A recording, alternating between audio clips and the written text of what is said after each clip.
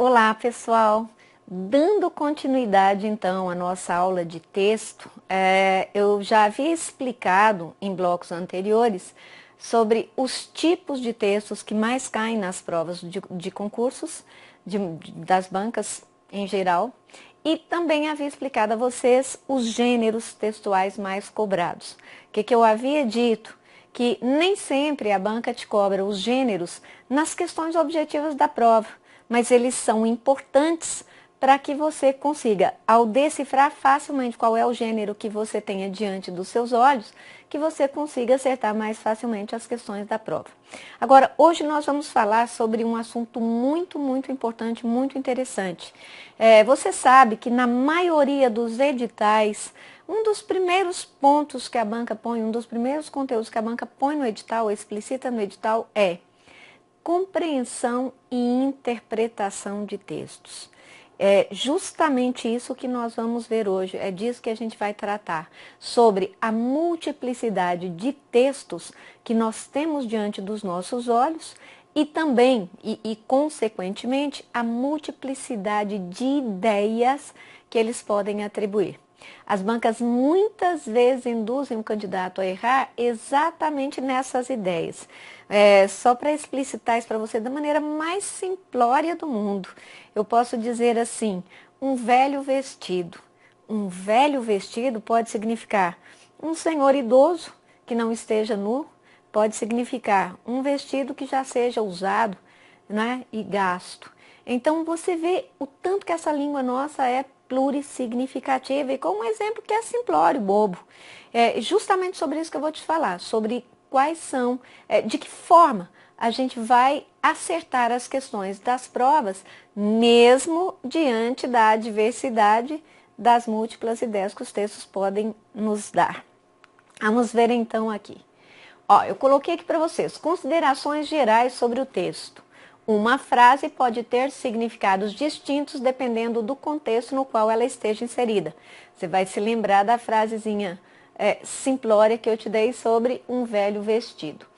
Por isso é que para entender uma passagem de um texto, é necessário confrontá-la com as demais partes que o compõem, sob pena de dar-lhe um significado diferente do que ela de fato tenha.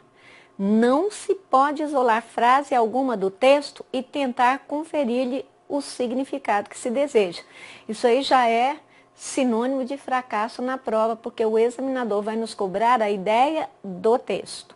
Aí, se estamos falando do contexto, veja o que é ele. O contexto é uma unidade linguística maior, na qual se encaixa uma unidade linguística menor. Assim, a frase encaixa-se no contexto de um parágrafo, o parágrafo encaixa-se no contexto do capítulo e o capítulo no contexto da obra toda. Cabe explicar que nem sempre o contexto vem explicitado linguisticamente, ou seja, nem sempre está escrito. Ou seja, o texto mais amplo, dentro do qual se encaixa uma passagem menor, pode estar apenas implícito. Os elementos da situação em que se produz o texto podem dispensar maiores esclarecimentos e dar como pressuposto o contexto em que ele se situa. O exemplo que eu vou dar a você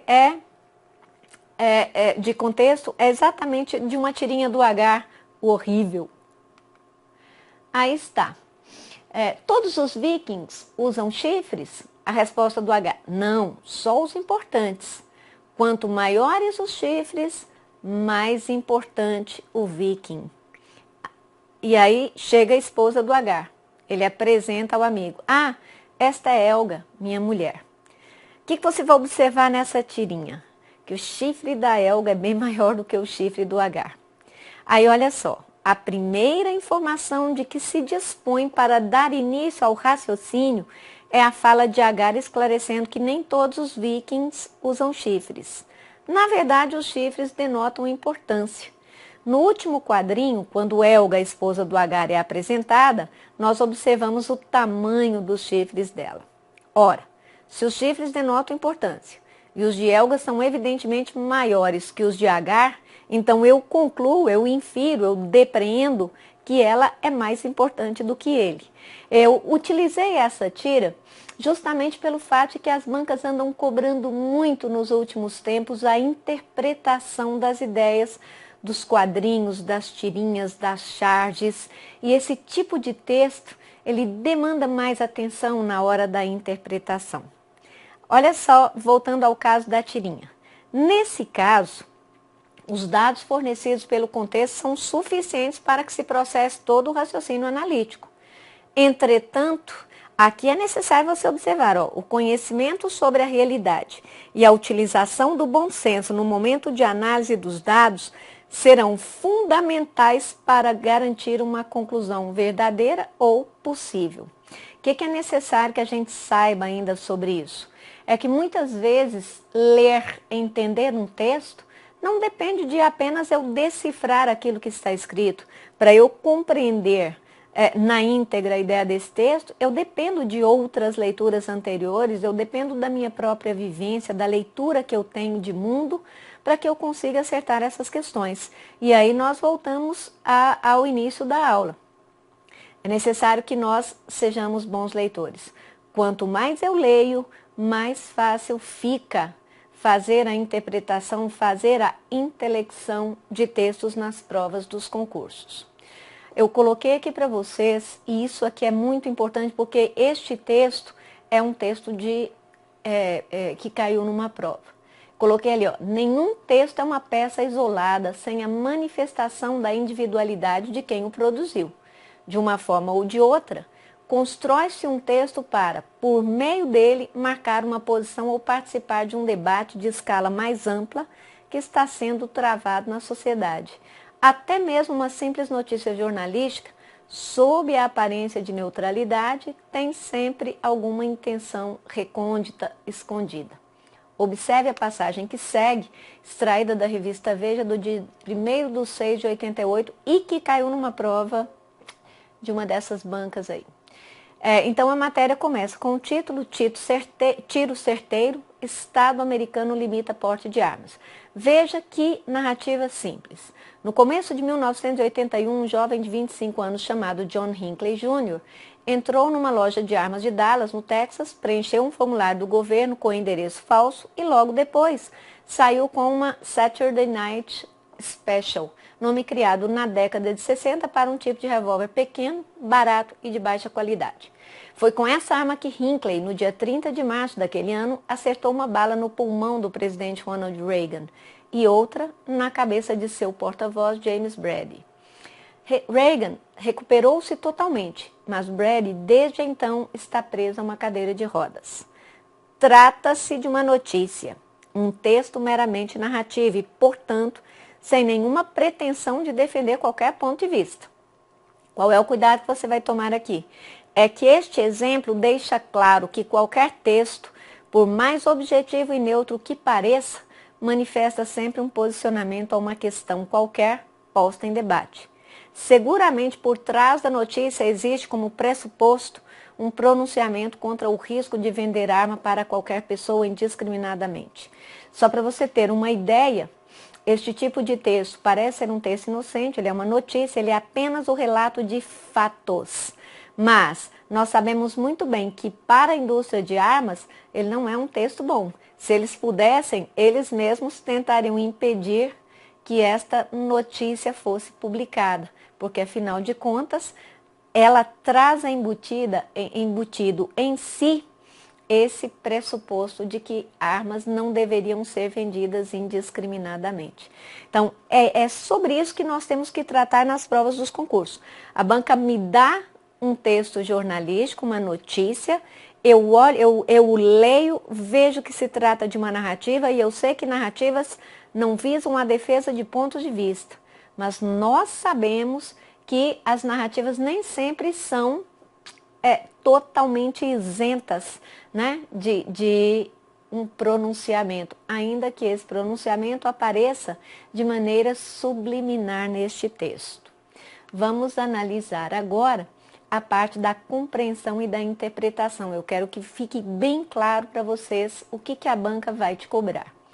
Em se tratando de concursos públicos, as provas de língua portuguesa da maioria das bancas examinadoras visam a avaliar no candidato, além de sua competência para compreender os enunciados das questões, a capacidade de compreender um texto ou ainda de interpretar as suas ideias. Então, o que significa compreensão? Significa entendimento, intelecção. As questões de compreensão exigem do candidato uma postura muito voltada para o que realmente está escrito. Ou seja, você vai apenas decifrar o código, você vai apenas ler e tentar entender aquilo que o autor quis dizer e disse e escreveu. Neste caso, é recomendável ater-se unicamente ao texto, deixando de lado julgamentos e inferências. Os comandos desse tipo de questão geralmente se apresentam assim. Segundo o texto, o autor do texto afirma que, o texto mostra que. Então, neste caso, você já sabe que a banca estará te cobrando ideias que estejam explícitas, claras no texto. Vamos ver o que é a interpretação. A interpretação significa julgamento da intenção, conclusão, inferência. As questões de interpretação visam a identificar as conclusões, veja bem, as inferências, as depreensões que o candidato é capaz de extrair daquilo que leu, do que está escrito no texto. Então, qual é a diferença? Na compreensão, você decifra apenas o que está escrito. Na interpretação, você vai além, porque você vai extrair conclusões daquilo que está, a partir daquilo que está escrito. É importante salientar que não se deve chegar a conclusões pessoais sem observar o texto e o contexto. É preciso que você se atenha àquilo que o autor quis efetivamente transmitir. As questões de interpretação geralmente se apresentam assim. O autor sugere que, neste texto, a intenção do autor é, pode-se inferir das ideias do texto que, é possível depreender das estruturas linguísticas do texto que, então fique atento a essas formas de se iniciar o item, para que você já saiba, aqui a banca quer que eu vá além da simples decifração do código. Aí eu tomei o cuidado de colocar para você o que significa mesmo inferir. Inferir pode ser definido como processo de raciocínio, segundo o qual se conclui alguma coisa a partir de outra já conhecida. As informações obtidas na leitura do texto devem ser confrontadas com seu conhecimento da realidade. É esse processo analítico que permite a elaboração de conclusões a partir do que se infere do texto e que você não extrapole aquilo que o autor quis efetivamente dizer. E é justamente sobre isso agora que nós vamos falar. Quais são os erros clássicos que nós podemos cometer quando não tomamos o cuidado de ler direito os textos? E observe o que eu pus ali para você. Em provas de concursos, não raro, o candidato é conduzido pelos examinadores a 3 tipos de erros. Quando você conhece esses 3 tipos, você consegue se sair bem nas questões da prova, você consegue vencer, porque o próprio examinador já vai te levar a isso, né? Então, é preciso que nós decifremos esses erros. Primeiro deles é o da extrapolação. A extrapolação consiste em, primeiro, dizer mais do que o texto, né? Ir além do que diz o texto, ou generalizar aquilo que é apenas particular. Eu vou te dar um exemplo de um item que foi extraído de uma prova para que você tenha a verdadeira noção do que é essa extrapolação para que você não a cometa. Então, o texto lá da banca dizia: os candidatos ao concurso do Banco do Brasil, o Washington, o Wellington e o Wesley, foram aprovados. Na questão da prova, um dos itens diz: os candidatos ao Banco do Brasil foram aprovados. Ora, os candidatos ao Banco do Brasil, os candidatos ao concurso do Banco do Brasil foram aprovados. Se você observe que a assertiva deste item está muito parecida com o que se diz no texto. Mas aqui é necessário você tomar muito cuidado, porque aqui é uma vírgula importante, aqui é uma outra vírgula importante. E isso vai fazer toda a diferença na hora de você marcar o item da prova. Se você desse este item, os candidatos ao Banco do Brasil foram aprovados, você simplesmente, se marcasse como certo, estaria errando o item. Por quê? Observe que a asserção do item não condiz com a realidade, uma vez que, pelo texto dado, somente os candidatos Washington, Wellington e Wesley foram aprovados. Neste caso, o apóstolo trouxe uma informação fundamental para o entendimento do texto. Então, observe aqui, ó, os candidatos ao concurso do Banco do Brasil, Washington, Wellington e Wesley, que é o aposto explicativo para candidatos, foram aprovados. Então, somente esses 3 rapazes foram aprovados. Se no item você marca como certo, os candidatos ao Banco do Brasil foram aprovados, você está cometendo o crimezinho de extrapolação das ideias do texto. Vamos ver aqui o errinho chamado de redução. A redução consiste em, primeiro, particularizar o que é geral. Veja que é exatamente o contrário da extrapolação. Ater-se apenas a uma parte do texto, esquecendo outra ou outras mais importantes. Desprezar o contexto e se prender apenas a uma parte com outro significado. Isso aqui é importantíssimo, importantíssimo. Muitas vezes nas minhas aulas eu percebo que os meus alunos cometem esses erros nas provas exatamente por isso. Desprezam o contexto. Não se atém ao texto como um todo, não se atém ao contexto. Olha só o exemplo. Então, o texto dizia, a música dá prazer, podendo ser considerada também uma terapia. Na questão da prova, um dos itens afirma, a música é considerada terapia. A música é considerada terapia? É. Mas é só isso que o texto diz? Não. Então, você vai observar que, neste caso, a informação está incompleta. É preciso tomar muito cuidado. Este texto, ele te dá 2 informações. Que a música dá prazer, que a música pode ser considerada uma terapia. Veja o paralelismo. Quando ele me diz, a música é considerada terapia, ele está me dando apenas uma característica da música. Então, essa informação está incompleta, o que significa dizer que se eu desse este item como certo, eu erraria esta questão. Vejamos agora o terceiro erro, que é o erro da contradição. Este é o pior deles, é muito perigoso. Consiste em concluir contrariamente ao texto, omitir passagens importantes que ocasionam fuga ao sentido original. Então, vamos ver o exemplo? O texto diz, o homem que é racional, quando sob o domínio do ódio, pode agir como um animal selvagem. Quando sob o domínio do ódio, pode agir como um animal selvagem. Na questão, a afirmação é a de que o homem é racional porque pode agir como um animal. Ora, se eu dou este item como certo, eu vou errar e vou errar feio. Por quê? Observe que o trecho acima fugiu totalmente ao texto original, uma vez que foram excluídas as indicações circunstanciais apresentadas pela oração quando sob o domínio do ódio.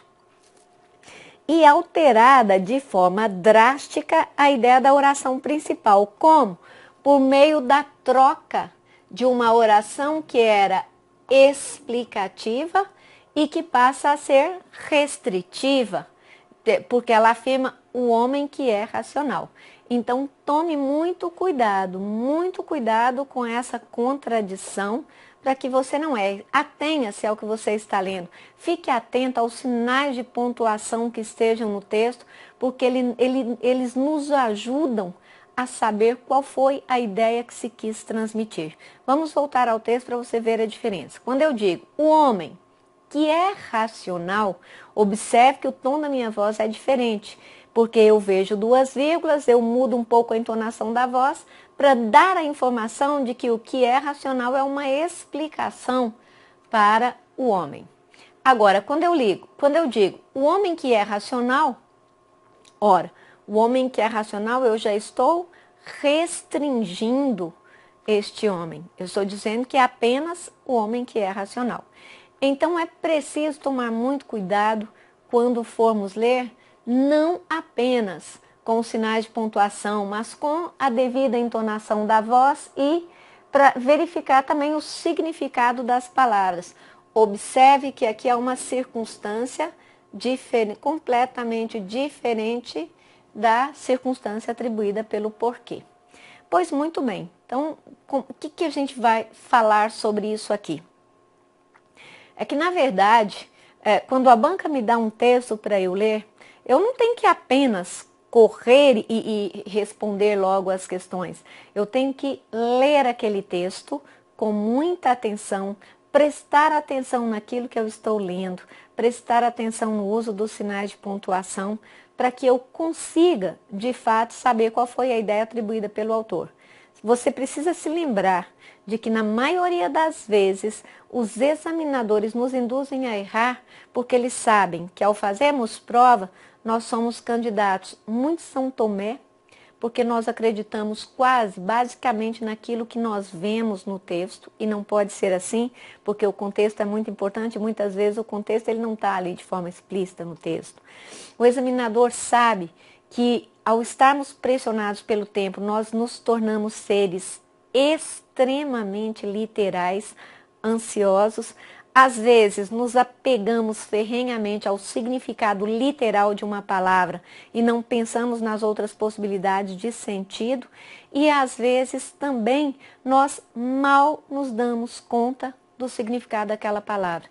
Então, por isso, os examinadores andam cobrando tanto significados de palavras nessas provas, que é exatamente matéria de um próximo estudo nosso. Vamos continuar aqui com umas dicas importantes também para a prova. Olha só, tanto no caso da cobrança da compreensão, quanto da cobrança da interpretação das ideias de um texto, a atenção no ato da leitura é o grande trunfo de um candidato.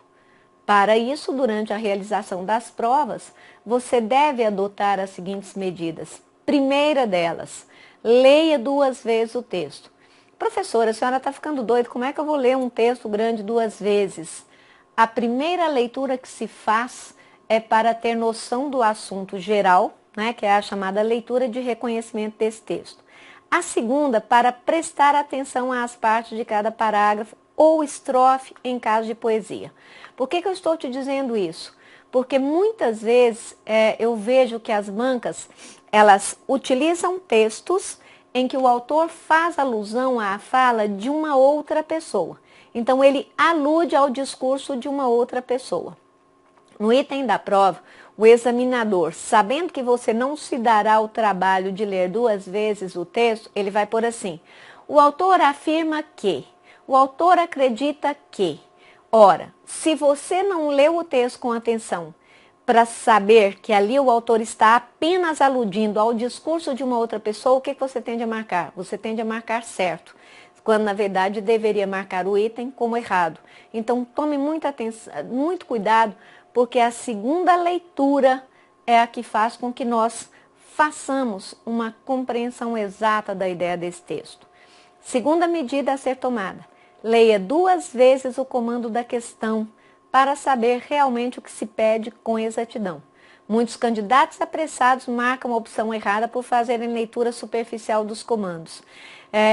Vou te dar um exemplo simples. Provas em que a banca pede para assinalar a correta ou a incorreta, opção incorreta. Se você não se ativer, se a banca quer a correta, a incorreta, você pode acabar marcando a opção errada. Tome muito cuidado com isso. Terceira medida: leia com muita atenção cada alternativa para eliminar o que é absurdo. E asserções absurdas são bastante frequentes nas provas. Eu vejo isso com recorrência nas provas da banca CESP.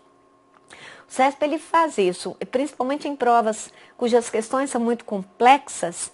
Ele põe uma asserçãozinha quase absurda para fazer com que o candidato perca tempo, porque às vezes o candidato fica na dúvida. É tão absurdo que isso não pode estar aqui e ele acaba perdendo um tempo precioso. Qual será a quarta medida a ser tomada? Durante a leitura, pode-se sublinhar o que for mais significativo e ou fazer observações à margem do texto. Significado de alguma palavra, sublinhar uma palavra-chave, tudo isso vai te ajudar, porque depois pode ser que você necessite disso na hora de responder a algum item da prova. pus uma observação importantíssima para você.